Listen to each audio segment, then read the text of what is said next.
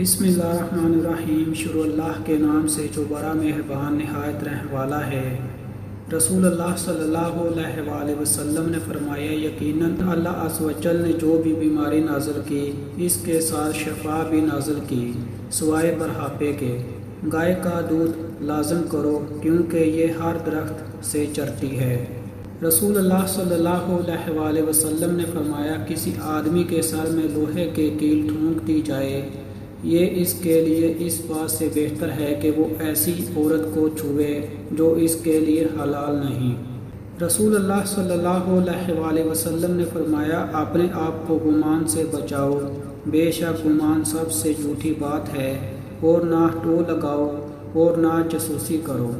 رسول اللہ صلی اللہ علیہ وآلہ وسلم نے فرمایا، حلال کمائی سے شہد خرید کر بارش کے پانی میں ملا کر پیا جائے تو ہر بیماری سے شفا ہوگی۔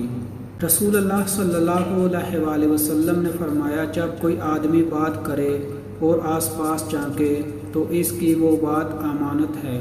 حضرت عبداللہ بن رواحہ رضی اللہ عنہ فرماتے ہیں، اگر آپ صلی اللہ علیہ وآلہ وسلم کی ذات مبارک میں روشن نشانیاں دیگر معجزات بھی نہ ہوتے تو آپ صلی اللہ علیہ وآلہ وسلم کا چہرہ انور ہی آپ کے نبی ہونے کی خبر دے دیتا۔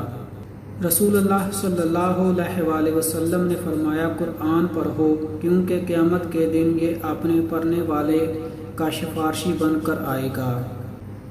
رسول اللہ صلی اللہ علیہ وآلہ وسلم نے فرمایا، تم سب اپنے حق میں صرف خیر کی دعا کرو کیونکہ جو کچھ تم کہتے ہو فرشتے اس پر آمین کہتے ہیں۔